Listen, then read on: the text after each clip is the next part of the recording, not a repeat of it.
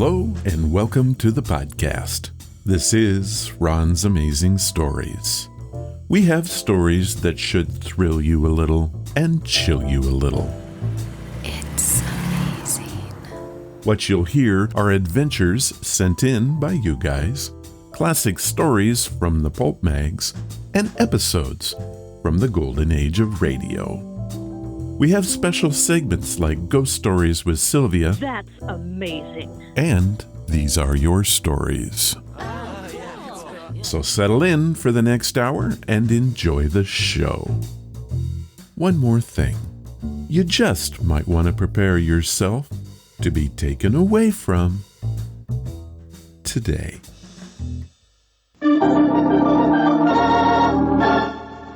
Another 5-minute mystery.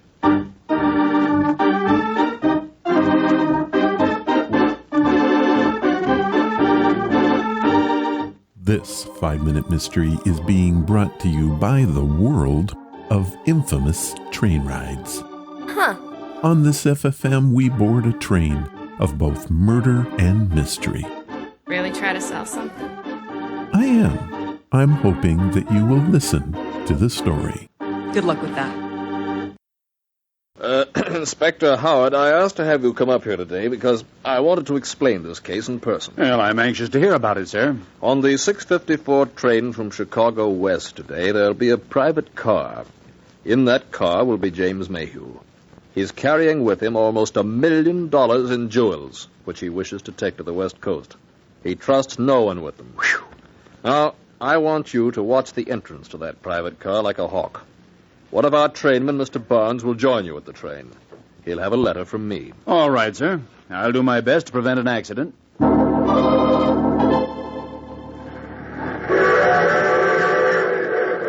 know, I've been a railroad man all my life, Inspector. Used to be a conductor right on one of these trains. Yes, I know. You showed me that in the letter when you met me in Chicago.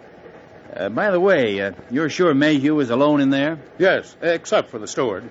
You know, though, I think I'll just step back there and see if everything's all right before it's time for him to go to bed.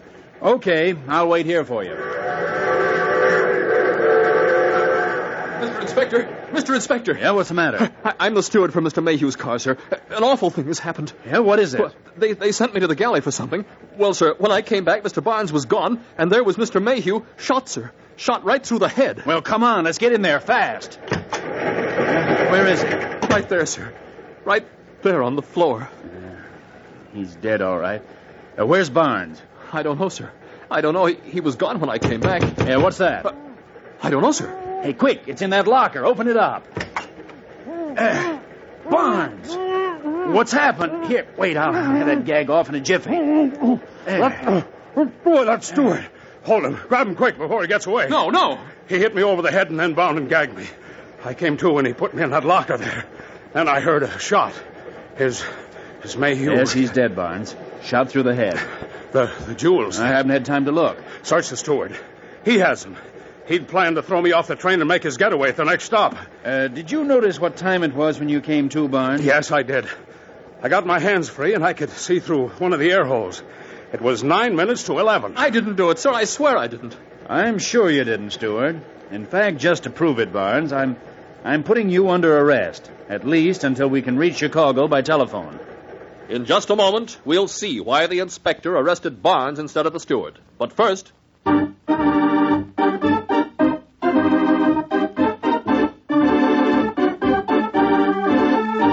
Wow, I have to say that the organist really has it going today. Yes, he's good, but the story was a bit lacking. I don't have a clue why he suspected Barnes, but I'm sure it will make no sense at all. So true, BG, and it'll probably be some obscure fact that only he could know. Remind me why we play these stories. Because we can. And now, back to our 5-minute mystery. Me? Under arrest? Yes, Barnes, you made one mistake, and I'm willing to take a chance that'll hang you. When I asked you what time it was, you said it was 9 minutes to 11. Any railroad man with the experience the real Barnes has had would naturally say 10:51. You've been impersonating Barnes, went in and shot Mayhew, and locked yourself in the locker, gagged. And just to prove it... No. The jewels are right here in your pocket. Nice work, Barnes, but not nice enough.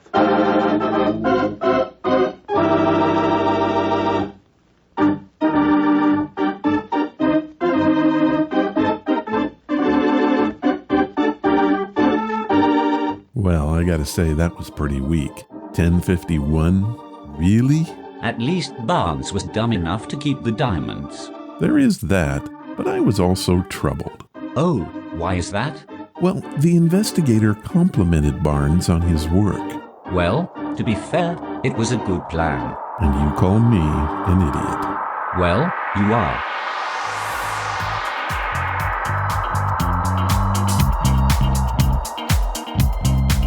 What's that you said?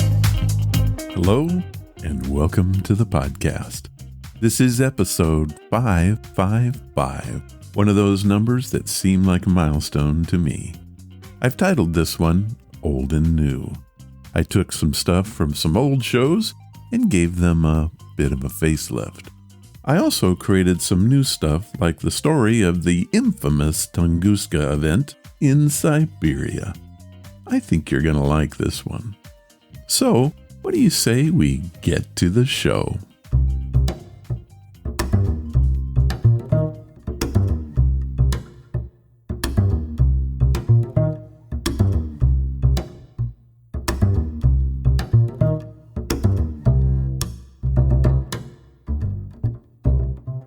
Today's podcast is brought to you by Audible.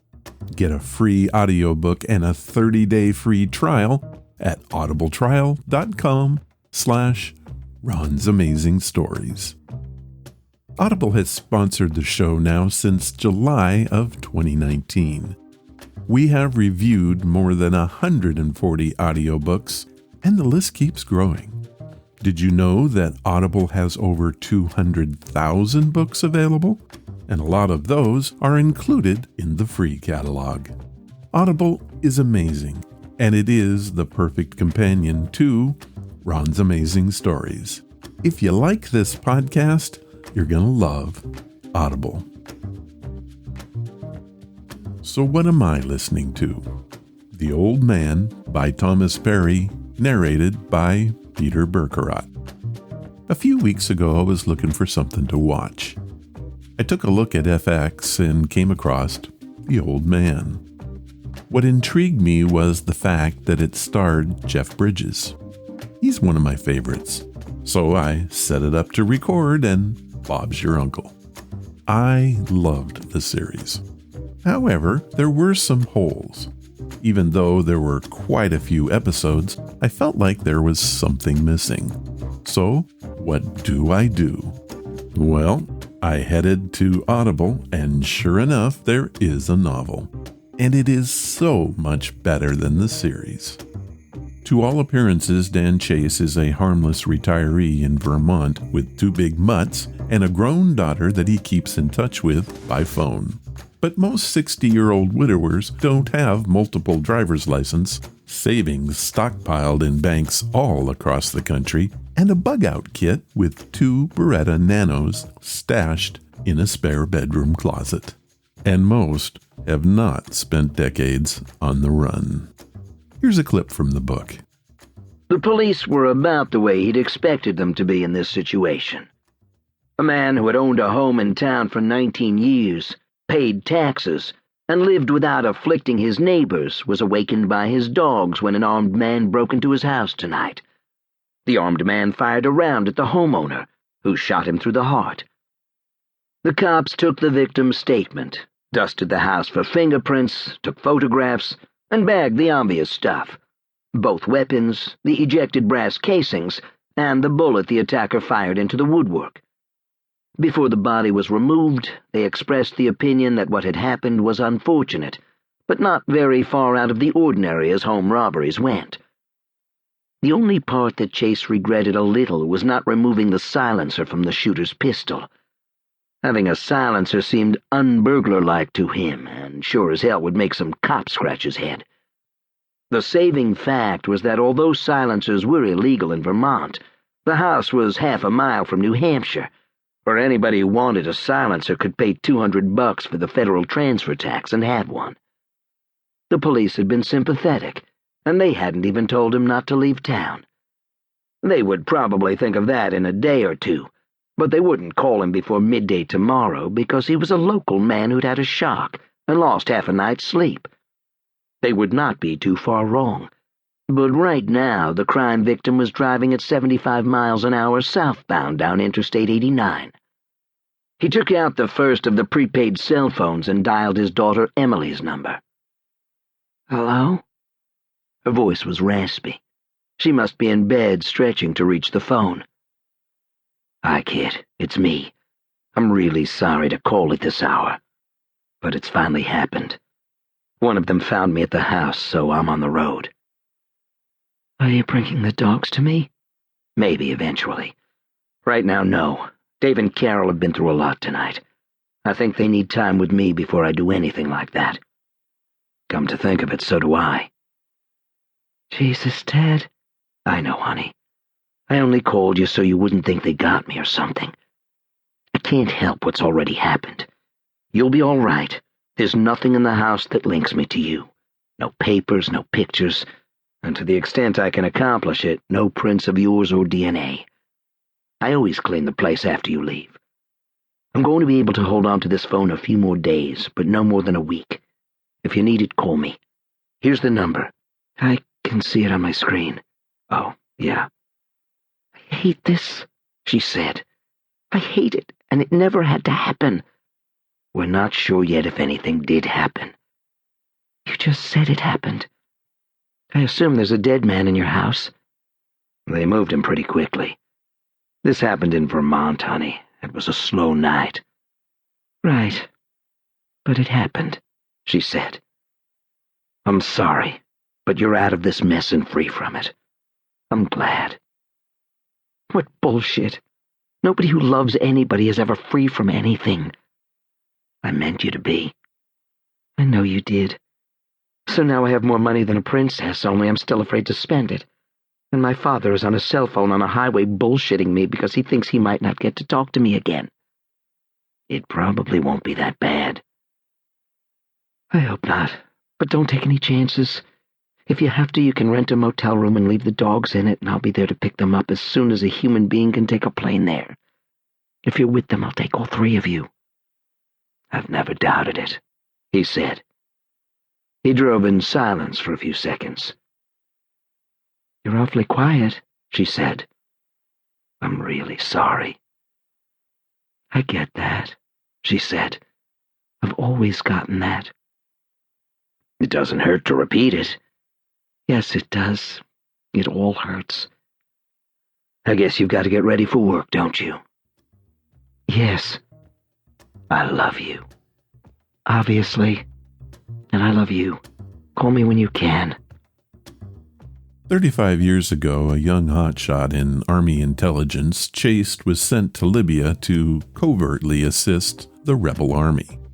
When the plan turned sour, Chase reacted according to his own ideas of right and wrong, triggering consequences he could have never anticipated. And someone still wants him dead because of them. Just as he begun to think himself finally safe, Chase must reawaken his survival instincts. This story has armed mercenaries, spectacular car crashes, a precarious love interest, and an unforgettable chase through the snow you're not gonna believe. All of this from Thomas Perry, one of the best authors in crime fiction. Now, if all of that appeals to you, head to audibletrial.com/Ron's Amazing Stories, and you can have The Old Man for free. Here's what Audible has set up for us. They are offering a free audiobook in 30 days to give you the opportunity to check out their service. This also gains you access to the included catalog, which is updated constantly with new titles. So, to download your free audiobook today, go to audibletrial.com/Ron's Amazing Stories. Thank you, Audible. And now, here are your stories. These are your stories, sent by you, for you.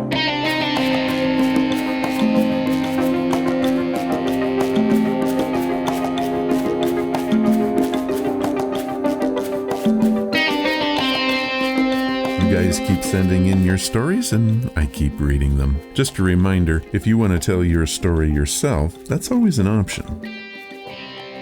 Our first story came by telephone. Yes, that age-old contraption that allows you to speak to a person and hear for yourself what they have to say. This one comes from Detroit, Michigan. I had the pleasure to chat with Lori Phelps, who works for a maid service in the Motor City. As a maid, you never really are sure where you're going to work on any given day. They do have regulars and people that ask for them by name, but that's only part of the job. New clients are a daily occurrence, or perhaps they just hire you for a one-time cleanup. That was the case for Lori's story, that she calls a cleaning horror. On my job sheet, I had a new listing for an antique shop in Midtown. Actually, one of the safest parts of the city, and I like to work there. The job was a one-timer, and when I got there, it turned out to be a cleanup of a bathroom and 3 offices that had just been renovated. They were expanding the business to include movie prop sales and had hired new associates. When I arrived, it was already kind of strange. They told me that I was the 3rd maid that had come to attempt the cleanup. I thought maybe the work was too much and asked them to show me what was needed. I was given a tour by the owner himself. As we walked through the building, he described what had been done and what was still needed. It was actually fairly light work. The offices just needed to be cleaned and organized, and the bathroom had been closed for some time, and it was a mess.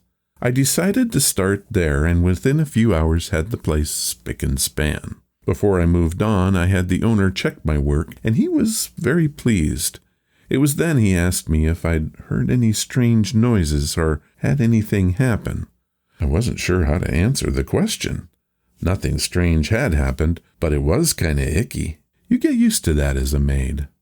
I moved on to the office. I'd been told that it had been used for storage for years and that it didn't smell right. That was an understatement. It stunk of old cigar, rotted animal remains, and who knows what else. It was fumigation that it needs, and I called to have one of the guys come do it. Until he arrived, I set about cleaning and, unfortunately, looking for what was causing the smell. It was then I heard the voice. I turned, thinking the owner had returned, but I was alone. I must be hearing things, I thought, and set back to work. It came again. A kind of moan, like someone was injured. I looked everywhere. I even had the thought that I was on some kind of candid camera thing, but I came up empty again. I was working around the new desk when I felt my head snap back like someone was pulling my hair. "Ouch!" I screamed. The voice came again. I was just about to run out of the room when Rob arrived and said, "Man, does this stink. You find the source?" I told him what had just happened, and he just laughed. That got me to thinking that I had imagined the whole thing. We searched the room again, and this time found a dead thing in the vent. I finished cleaning, and he fumigated the place. The smell was gone, and we left for the day. The next morning I returned to finish the job. I went to the office where we had done the fumigation, and it smelled bright and wonderful. It also felt like a completely different place. The day before, there had been a heaviness that I couldn't explain. It was gone as well. 2 offices to go. The next was straightforward. I cleaned and organized it, and was quite pleased with my work. The owner stopped by and told me how much he appreciated what I had done thus far. It always feels good to have a customer say that. I set up in the last office, and that's where things went really screwy. No sooner had I begun to work when the lights went out. I walked over to the switch and it was turned off. I turned it back on and was trying to think of how and why when the desk chair rolled across the room by itself. No one was there, and I felt a chill go through my body. I tried to shake it off and get back to work, but I wouldn't be staying any longer. I moved towards the desk, and a shadow blocked my path. I felt it push hard on my chest, and I fell to the floor. Then I screamed. The owner and a few others came running in asking if I was okay. I remember getting up and sprinting out of the room. I didn't stop there. I grabbed my stuff, went out the door, and made my way to the closest subway entrance. I never returned. Lori Phelps, Detroit, Michigan. Lori returned to the home office and was expecting to be chewed out for leaving. That didn't happen. All she was told was how happy the customers were with her work and that she was welcome back any time. Later, she got curious and called the antique shop. She was told that the office was converted back to being a storeroom, and nobody likes to go in there. Lori, it was a pleasure to chat with you, and thank you for your story. It is amazing. Our second story comes all the way from Honolulu, Hawaii. While not all that far away, it seems like another world to me. A place I want to be. Our story is called Reflections of Me and was sent in by Bethany Hamilton. Hello, Ron. Thank you for the show. I have a short tale I hope you can use. Here it is. I was out walking in the local park. There are a lot of these greenways in Hawaii. We had just had a heavy rain, and that is my favorite time to walk because there's always standing water everywhere and things feel so clean. It was bright and sunny. As I walked, I had a strange sensation. I suddenly became aware that I was alive. I can't explain it, but for an instant I knew that it was a fact. It was quickly replaced with another feeling that I wasn't alone. I looked around me, but there was no one there. I continued my walk, and I happened to glance over at a pool of water. Walking with me was a man. I couldn't make out any features, and the image wasn't reversed. By that I mean it looked like he was part of the water. I glanced up to look around me again, and I was still alone. I wasn't scared. In fact, I felt at peace. When I looked back to the pool once more, the image was gone. I told my husband what happened. He is a photographer and said it was just a trick of the bright sun and reflection, nothing more. I don't think so, but I don't know what I saw. Bethany Hamilton, Honolulu, Hawaii. Well, Bethany, I don't know what you saw either. Reflections can be a funny animal, but usually there is no doubt that they are just reflections. This seems like something more. Perhaps a passerby from another dimension. Who can say, except, thank you for your story. Our last story is another orb tale. And I've said this before, and I will say it again. Of all the paranormal type tales out there, these and Bigfoot are some of my favorites. It was sent in by Gennaro Winslow from Dayton, Ohio. Hey Ron, I want to tell you about my experience from a few years ago. I've told this story countless times, and I've even posted it online. Background: my dad's house is new. We built it ourselves. At the time this story takes place, it was barely a year old. Our land, however, is very old. We've seen ghosts there before, and lots of weird stuff happens. It's also a bit swampy. It goes from a grassy field to a swampy woods pretty fast on the south end of our land, and that is the area where my window faces. So, on with the story. I was 10 or 11 lying in bed one night. My dad was on a business trip, and I was home alone with my mom. Being a 10-year-old, I didn't really like sleeping all that much, but I was trying at least. I looked out my window above the forest and I see a floating blue orb. The logical part of my brain kicks in. Is my uncle spotlighting a raccoon? No, it's a blue light, not a yellow-white light. What is this? I look at it for a minute before I run to get my mom. She was up late reading a novel, so I pulled her back into my room and told her to look at the orb. It, of course, had disappeared. She told me it was my overactive imagination and tucked me into bed again. I rolled over dejected, still unable to sleep. I'm going to guess about 10 minutes later, no clock, no phone, I look outside again and the orb is back, but a little closer. It's hovering in front of the trees and a bit lower. It's not any brighter, just closer. So I ran to get my mom again, who's still awake. By the time we get back to my room, it's gone again.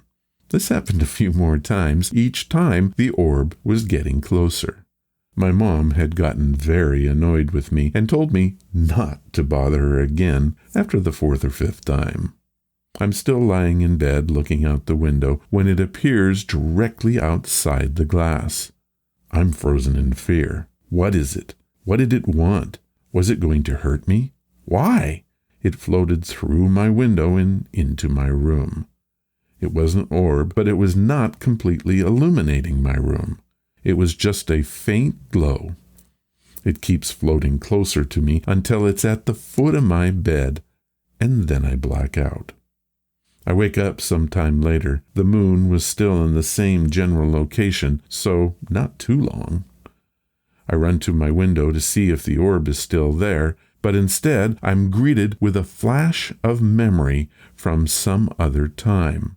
A boy, my age, short blonde hair, green eyes, a smile, a storm, and darkness. The next thing I remember is hitting the floor and waking up the next morning.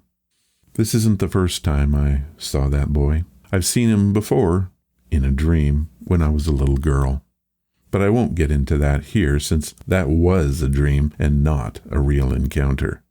I told my grandmother about the orb later on. She said she had a similar experience with a red orb. Gennaro Winslow, Dayton, Ohio.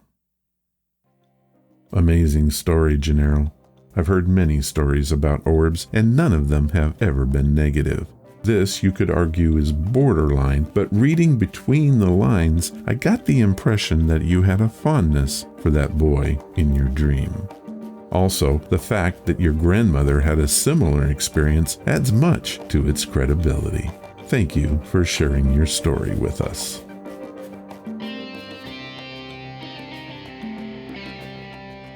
Well, that's it for this time.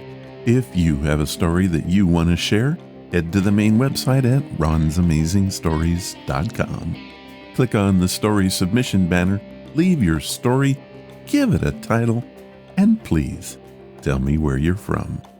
I'll read it if I can.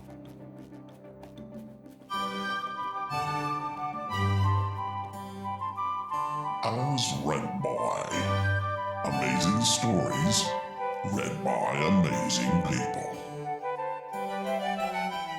This time on As Read By, we have something pretty special. But you're going to have to listen with a 1930s point of view. You think you can do that? What we will hear is a story that comes from the second issue of the classic science fiction pulp magazine, Astounding Stories of Super-Science. The tale is called Into Space, and it appeared in the second issue, which was published in February of 1930. Now, I love this story even though it's kind of eggheadish. Yes, I know that's not a word, but it fits.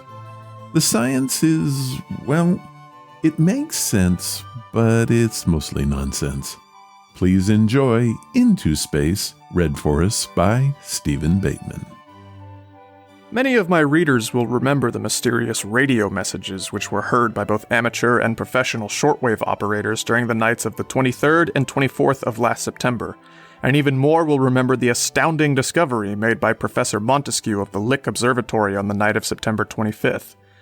At the time, some inspired writers tried to connect the two events, maintaining that the discovery of the fact that the Earth had a new satellite coincident with the receipt of the mysterious messages was evidence that the new planetoid was inhabited, and that the messages were attempts on the part of the inhabitants to communicate with us. The fact that the messages were on a lower wavelength than any receiver then in existence could receive with any degree of clarity, and the additional fact that they appeared to come from an immense distance, lent a certain air of plausibility to these ebullitions in the Sunday magazine sections. For some weeks, the feature writers harped on the subject, but the hurried construction of new receivers which would work on a lower wavelength yielded no results, and the solemn pronouncements of astronomers to the effect that the new celestial body could by no possibility have an atmosphere, on account of its small size, finally put an end to the talk. So, the matter lapsed into oblivion. While quite a few people will remember the two events I have noted, I doubt whether there are 500 people alive who will remember anything at all about the disappearance of Dr. Livermore of the University of Calvada on September 23rd. He was a man of some local prominence, but he had no more than a local fame, and few papers outside of California even noted the event in their columns. I do not think that anyone ever tried to connect up his disappearance with the radio messages or the discovery of the new earthly satellite. Yet the three events were closely bound up together, and but for the doctor's disappearance, the other two would have never happened. Dr. Livermore taught physics at Calvada, or at least he taught the subject when he remembered that he had a class and felt like teaching. His students never knew whether he would appear at class or not, but he always passed everyone who took his courses, and so, of course, they were always crowded. The university authorities used to remonstrate with him, but his ability as a research worker was so well known and recognized that he was allowed to go about as he pleased. He was a bachelor who lived alone and who had no interests in life, so far as anyone knew, other than his work. I first made contact with him when I was a freshman at Calvada, and for some unknown reason he took a liking to me. My father had insisted that I follow in his footsteps as an electrical engineer. As he was paying my bills, I had to make a show at studying engineering while I clandestinely pursued my hobby, literature. Dr. Livermore's courses were the easiest in the school, and they counted as science, so I regularly registered for them, cut them, and attended a class in literature as an auditor. The doctor used to meet me on the campus and laughingly scold me for my absence, but he was really in sympathy with my ambition, and he regularly gave me a passing mark and my units of credit without regard to my attendance, or rather, lack of it. When I graduated from Calvada, I was theoretically an electrical engineer. Practically, I had a pretty good knowledge of contemporary literature, and knew almost nothing about my so-called profession. I stalled around Dad's office for a few months until I landed a job as a cub reporter on the San Francisco Graphic, and then I quit him cold. When the storm blew over, Dad admitted that you couldn't make a silk purse out of a sow's ear, and agreed with a grunt to my new line of work. He said that I would probably be a better reporter than an engineer, because I couldn't by any possibility be a worse one, and let it go at that. However, all this has nothing to do with the story. It just explains how I came to be acquainted with Dr. Livermore in the first place, and why he sent for me on September 22nd in the second place. The morning of the 22nd, the city editor called me in and asked me if I knew old liver pills. "He says that he has a good story ready to break, but he won't talk to anyone but you," went on Barnes. "I offered to send out a good man, for when old liver pills starts a story it ought to be good, but all I got was a high-powered bawling out. He said that he would talk to you or no one, and would just as soon talk to no one as to me any longer, and he hung up. You'd better take a run out to Calvada and see what he has to say. I can have a good man rewrite your drivel when you get back." I was more or less used to that sort of talk from Barnes, so I paid no attention to it. I drove my flivver down to Calvada and asked for the doctor. "Dr. Livermore," said the bursar. "Why, he hasn't been around here for the last 10 months. This is his sabbatical year, and he's spending it on a ranch he owns up at Hat Creek near Mount Lassen. You'll have to go there if you want to see him." I knew better than to report back to Barnes without the story, so there was nothing to it but to drive up to Hat Creek. And a long, hard drive it was. I made Redding late that night. The next day I drove on to Bernie and asked for directions to the doctor's ranch. "So you're going up to Doc Livermore's, are you?" asked the postmaster, my informant. "Have you got an invitation?" I assured him that I had. "It's a good thing," he replied, "because he don't allow anyone on his place without one. There's something mighty funny going on up there. I'd like to go up there myself and see what's going on, but I don't want to get shot at like old Pete Johnson did when he tried to drop in on the doc and pay him a little call." Naturally, I tried to find out what was going on, but evidently the postmaster, who was also the express agent, didn't know. All he could tell me was that a lot of junk had come for the doctor by express, and that a lot more had been hauled in by truck from Reading. What kind of junk, I asked him. Almost everything, bub. Sheet steel, machinery, batteries, cases of glass, Lord knows what all. It's been going on ever since he landed there. He has a bunch of Indians working for him, and he don't let a white man on the place. Forced to be satisfied with this meager information, I started old Lizzie and lit out for the ranch. After I had turned off the main trail, I met no one until the ranch house was in sight. As I rounded a bend in the road which brought me inside of the building, I was forced to put on my brakes at top speed to avoid running into a chain which was stretched across the road. An Indian armed with a Winchester rifle stood behind it, and when I stopped, he came up and asked me my business. "My business is with Dr. Livermore," I said tartly. "You got letter?" he inquired. "No," I answered. "No catch 'em letter, no catch 'em doctor," he replied, and walked stolidly back to his post. "This is absurd!" I shouted, and drove Lizzie up to the chain. I saw that it was merely hooked to a ring at the end, and I climbed out and started to take it down. A .30-30 bullet embedded itself in the post an inch or two from my head, and I changed my mind about taking down that chain. "No catch 'em letter, no catch 'em doctor," said the Indian laconically as he pumped another shell into his gun. I was balked, until I noticed a pair of telephone wires running from the house to the tree to which one end of the chain was fastened. "Is that a telephone to the house?" I demanded. The Indian grunted an assent. "Dr. Livermore telephoned me to come and see him," I said. "Can't I call him up and see if he still wants to see me?" The Indian debated the question with himself for a minute, and then nodded a doubtful assent. I cranked the old coffee mill type of telephone which I found, and presently heard the voice of Dr. Livermore. "This is Tom Faber, Doctor," I said. "The Graphic sent me up to get a story from you, but there's an Indian here who started to murder me when I tried to get past your barricade." "Good for him," chuckled the doctor. "I heard the shot, but didn't know that he was shooting at you. Tell him to talk to me." The Indian took the telephone at my bidding and listened for a minute. "You go in," he agreed when he hung up the receiver. He took down the chain, and I drove on up to the house to find the doctor waiting for me on the veranda. "Hello, Tom," he greeted me heartily. "So you had trouble with my guard, did you?" "I nearly got murdered," I said ruefully. "I expect that Joe would have drilled you if you had tried to force your way in," he remarked cheerfully. "I forgot to tell him that you were coming today. I told him you would be here yesterday, but yesterday isn't today to that Indian. I wasn't sure you would get here at all, in point of fact, for I didn't know whether that old fool I talked to in your office would send you or someone else. If anyone else had been sent, he would have never got by Joe, I can tell you. Come in. Where's your bag?" "I haven't one," I replied. "I went to Calvada yesterday to see you, and didn't know until I got there that you were up here." The doctor chuckled. "I guess I forgot to tell where I was," he said. "That man I talked to got me so mad that I hung up on him before I told him. It doesn't matter, though. I can dig you up a new toothbrush, and you can make out with that. Come in." I followed him into the house, and he showed me a room fitted with a crude bunk, a washstand, a bowl, and a pitcher. "You won't have many luxuries here, Tom," he said, "but you won't need to stay here for more than a few days. My work is done. I am ready to start. In fact, I would have started yesterday instead of today had you arrived. Now don't ask any questions. It's nearly lunchtime." "What's the story, Doctor?" I asked after lunch as I puffed one of his excellent cigars. "And why did you pick me to tell it to?" "For several reasons," he replied, ignoring my first question. "In the first place, I like you, and I think that you can keep your mouth shut until you're told to open it. In the second place, I have always found that you had the gift of vision or imagination and have the ability to believe. In the third place, you are the only man I know who had the literary ability to write up a good story and at the same time has the scientific background to grasp what it is all about. Understand that unless I have your promise not to write this story until I tell you that you can, not a word will I tell you." I reflected for a moment. The Graphic would expect the story when I got back, but on the other hand, I knew that unless I gave the desired promise, the doctor wouldn't talk. "All right," I assented. "I'll promise." "Good," he replied. "In that case, I'll tell you all about it. No doubt you, like the rest of the world, think that I'm crazy." "Not at all," I stammered. In point of fact, I had often harbored such a suspicion. "Oh, that's all right," he went on cheerfully. "I am crazy as a loon, which, by the way, is a highly sensible bird with a well-balanced mentality. There is no doubt that I am crazy, but my craziness is not of the usual type. Mine is the insanity of genius."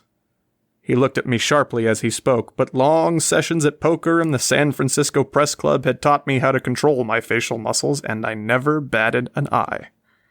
He seemed satisfied and went on. From your college work, you are familiar with the laws of magnetism, he said. Perhaps, considering just what your college career really was, I might better say that you are supposed to be familiar with them. I joined with him in his laughter. It won't require a very deep knowledge to follow the thread of my argument, he went on. You know, of course, that the force of magnetic attraction is inversely proportional to the square of the distances separating the magnet and the attracted particles, and also that each magnetized particle had two poles, a positive and a negative pole, or a north pole and a south pole, as they are usually called. I nodded. Consider for a moment that the laws of magnetism, insofar as concerns the relation between distance and power of attraction, are exactly matched by the laws of gravitation. But there the similarity between the two forces ends, I interrupted. But there the similarity does not end, he said sharply. That is the crux of the discovery which I have made, that magnetism and gravity are one and the same, or rather that the two are separate but similar manifestations of one force. The parallel between the two grows closer with each succeeding experiment. You know, for example, that each magnetized particle has two poles. Similarly, each gravitized particle, to coin a new word, had two poles, one positive and one negative. Every particle on the Earth is so oriented that the negative poles point toward the positive center of the Earth. This is what causes the commonly known phenomena of gravity or weight. I can prove the fallacy of that in a moment, I retorted. There are none so blind as those who will not see, he quoted with an icy smile. I can probably predict your puerile argument, but go ahead and present it. If two magnets are placed so that the north pole of one is in juxtaposition to the south pole of the other, they attract one another, I said. If the position of the magnets be reversed so that the two similar poles are opposite, they will repel. If your theory was correct, a man standing on his head would fall off the earth. Exactly what I expected, he replied. Now let me ask you a question. Have you ever seen a small bar magnet placed within the field of attraction of a large electromagnet? Of course you have, and you have noticed that when the north pole of the bar magnet was pointed toward the electromagnet, the bar was attracted. However, when the bar was reversed and the south pole pointed toward the electromagnet, the bar was still attracted. You doubtless remember that experiment. But in that case, the magnetism of the electromagnet was so large that the polarity of the small magnet was reversed, I cried. Exactly. And the field of gravity of the Earth is so great compared to the gravity of a man that when he stands on his head, his polarity is instantly reversed. I nodded. His explanation was too logical for me to pick a flaw in it. If that same bar magnet were held in the field of the electromagnet with its north pole pointed toward the magnet, and then, by the action of some outside force of sufficient power, its polarity were reversed, the bar would be repelled. If the magnetism were neutralized and held exactly neutral, it would be neither repelled nor attracted, but would act only as the force of gravity impelled it. Is that clear? Perfectly, I assented. That then paves the way for what I have to tell you. I have developed an electrical method of neutralizing the gravity of a body while it is within the field of the Earth, and also, by a slight extension, a method of entirely reversing its polarity. I nodded calmly. Do you realize what this means? He cried. No, I replied, puzzled by his great excitement. Man alive, he cried. It means that the problem of aerial flight is entirely revolutionized, and that the era of interplanetary travel is at hand. Suppose that I construct an airship and then render it neutral to gravity. It would weigh nothing, absolutely nothing. The tiniest propeller would drive it at an almost incalculable speed with a minimum consumption of power, for the only resistance to its motion would be the resistance of the air. If I were to reverse the polarity, it would be propelled from the Earth with the same force with which it is now attracted, and it would rise with the same acceleration as a body falls toward the Earth. It would travel to the moon in 2 hours and 40 minutes. Air resistance would... There is no air a few miles from the Earth. Of course, I do not mean that such a craft would take off from the Earth and land on the moon 3 hours later. There are 2 things which would interfere with that. One is the fact that the propelling force, the gravity of the Earth, would diminish as the square of the distance from the center of the Earth, and the other is that when the band of neutral attraction, or rather repulsion, between the Earth and the moon had been reached, it would be necessary to decelerate so as to avoid a smash-on landing. I have been over the whole thing, and I find that it would take 29 hours and 52 minutes to make the whole trip. The entire thing is perfectly possible. In fact, I have asked you here to witness and report the first interplanetary trip to be made. Have you constructed such a device? I cried. "My spaceship is finished and ready for your inspection," he replied. "If you will come with me, I will show it to you." Hardly knowing what to believe, I followed him from the house into a huge barn-like structure over 100 feet high which stood nearby. He opened the door and switched on a light, and there before me stood what looked at first glance to be a huge artillery shell, but of a size larger than any ever made. It was constructed of sheet steel, and while the lower part was solid, the upper sections had huge glass windows set in them. On the point was a mushroom-shaped protuberance. It measured perhaps 50 feet in diameter and was 140 feet high, the doctor informed me. A ladder led from the floor to a door about 50 feet from the ground. I followed the doctor up the ladder and into the space flyer. The door led us into a comfortable living room through a double-door arrangement. "The whole hall beneath us," explained the doctor, "is filled with batteries and machinery except for a space in the center, where a shaft leads to a glass window in the bottom so that I can see behind me, so to speak. The space above is filled with storerooms and the air-purifying apparatus. On this level is my bedroom, kitchen, and other living rooms, together with a laboratory and an observatory. There is a central control room located on an upper level, but it needs seldom be entered, for the craft can be controlled by a system of relays from this room, or from any other room in the ship. I suppose that you are more or less familiar with imaginative stories of interplanetary travel." I nodded in assent. "In that case, there's no use going over the details of the air purifying and such matters," he said. "The story writers have worked out all that sort of thing in great detail, and there is nothing novel in my arrangements. I carry food and water for 6 months and air enough for 2 months by constant renovating. Have you any question you wish to ask?" One objection I have seen frequently raised to the idea of interplanetary travel is that the human body could not stand the rapid acceleration which would be necessary to attain speed enough to ever get anywhere. How do you overcome this? "My dear boy, who knows what the human body can stand? When the locomotive was first invented, learned scientists predicted that the limit of speed was 30 miles an hour, as the human body could not stand a higher speed. Today, the human body stands a speed of 360 miles an hour without ill effects. At any rate, on my first trip, I intend to take no chances. We know that the body can stand an acceleration of 32 feet per second without trouble. That is the rate of acceleration due to gravity, and is the rate at which a body increases speed when it falls. This is the acceleration which I will use. Remember that the space traveled by a falling body in a vacuum is equal to 1/2 the acceleration multiplied by the square of the elapsed time. The moon, to which I intend to make my first trip, is only 280,000 miles, or 1,478,400,000 feet from us. With an acceleration of 32 feet per second, I would pass the moon 2 hours and 40 minutes after leaving the Earth. If I later take another trip, say to Mars, I will have to find a means of increasing my acceleration, possibly by the use of the rocket principle. Then will be time enough to worry about what my body will stand." A short calculation verified the figures the doctor had given me, and I stood convinced. "Are you really going?" I asked. "Most decidedly.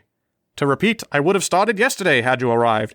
As it is, I am ready to start at once. We will go back to the house for a few minutes while I show you the location of an excellent telescope through which you may watch my progress, and instruct you in the use of an ultra-short-wave receiver which I am confident will pierce the heaviest layer.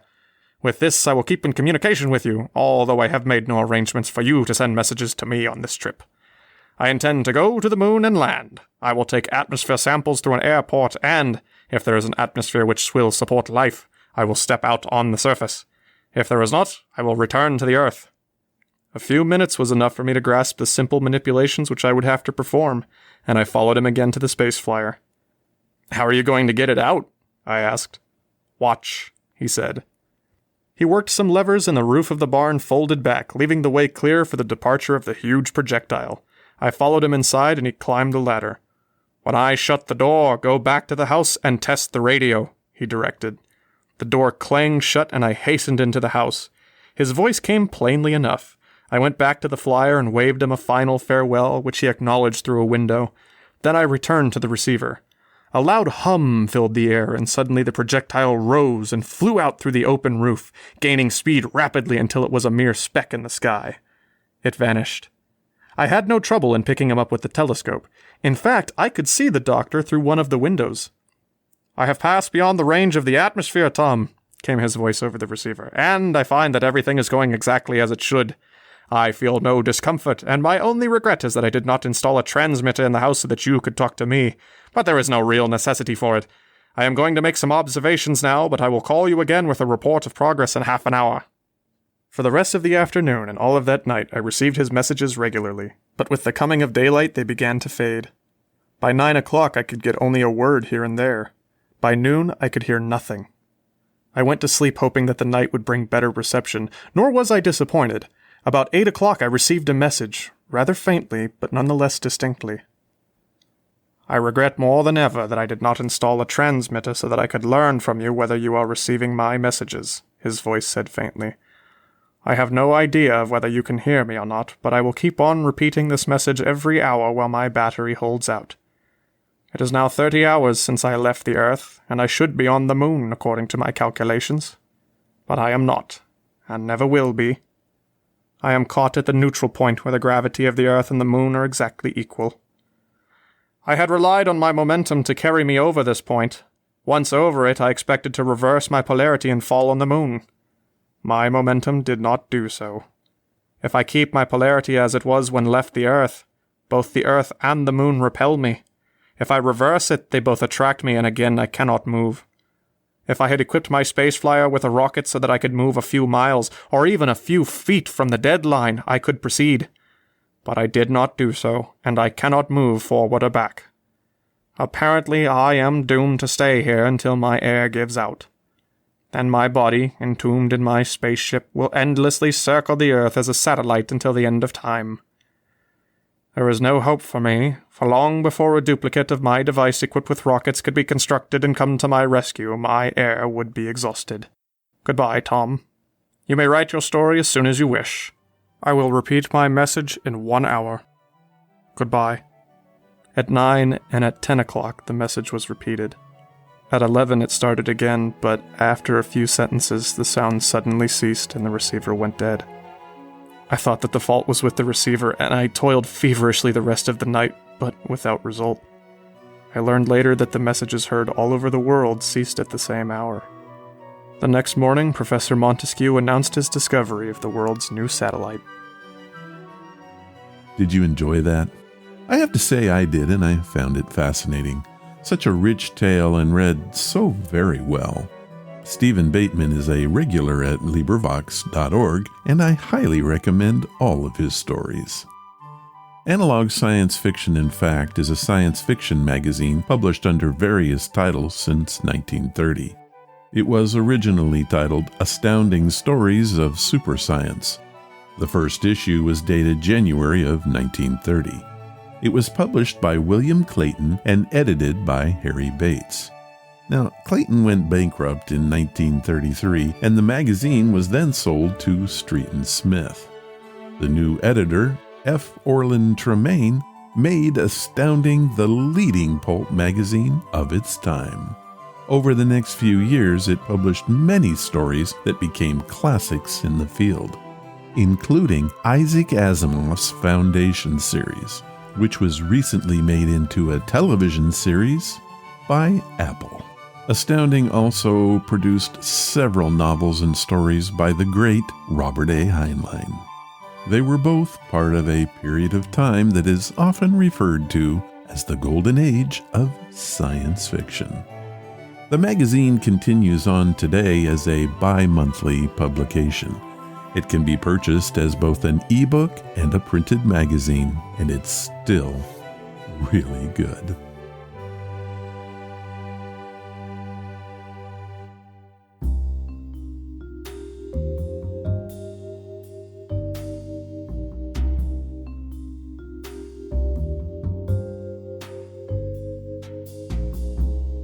Not so important times in history.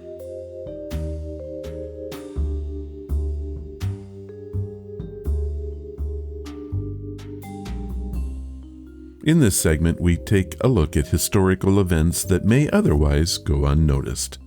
We look at history with a fish-eyed lens, giving a perspective that should provide no insight to anyone or any time. But it is historical, or hysterical, as the case may be. Join us now for this event in history. Today, we're going to look at one of the most mysterious and interesting historical events ever. To this day, experts still do not know what caused it. I am, of course, talking about the infamous Tunguska event. On June 30th, 1908, local residents of Avinki, Russia, reported a column of blue light moving across the sky. Some said that it was even as bright as the sun. 10 minutes later, they reported something that sounded like heavy artillery fire moving from the east to the north. Then a shockwave blew through the town, knocking people off their feet and glass out of pane windows. Despite hearing all the reports of an explosion, residents of Avinki and surrounding towns never reported seeing an actual explosion. However, it did register on seismic stations across Eurasia and Great Britain. For days, the skies above Asia and Europe seemed to glow, a result of ice particles that formed at high altitudes. Also, atmospheric pressure changes were detected across the world, from the US to Great Britain. Now, as I mentioned, no one saw an explosion, but a blast site was found. More than 800 square miles of forest, roughly 80 million trees, in eastern Siberia had been completely flattened, with no explanation at all. Scientists initially believed it was a result of an impact, although no crater was ever located. Here is a chilling fact.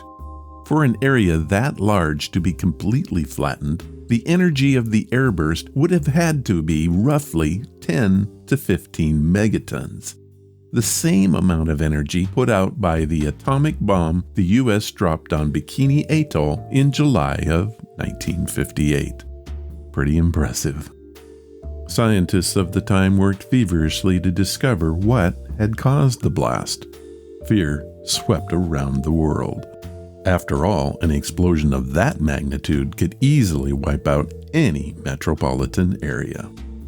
Over time, however, and since nothing like it has ever happened again, all the investigations fell by the wayside. So, what do you think happened?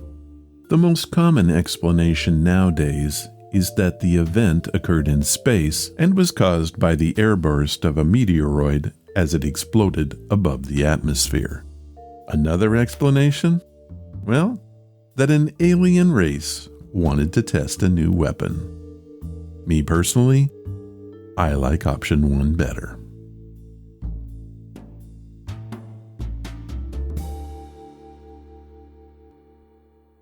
Use Ajax, the foaming cleanser. Clean pots and pans, just like a whiz. Ajax cuts grease faster than any other leading cleanser. Use the pain, the elbow tax, when you start cleaning with Ajax.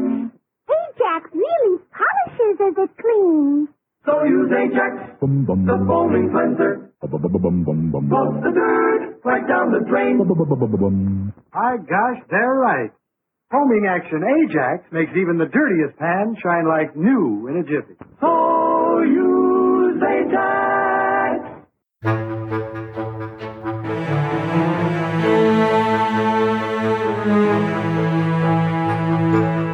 That was episode 555, and that's a whole lot of fives. I want to thank Lori Phelps, Bethany Hamilton, and Gennaro Winslow for their stories today. They truly were amazing. If you want to follow the podcast or the blog, head to ronsamazingstories.com. There you will find any of the links I mentioned and how to contact us. Do you want to help the show? The best thing you can do is to tell your friends all about it, and please leave reviews or feedback wherever you listen. Clicking that follow or like button makes us grow.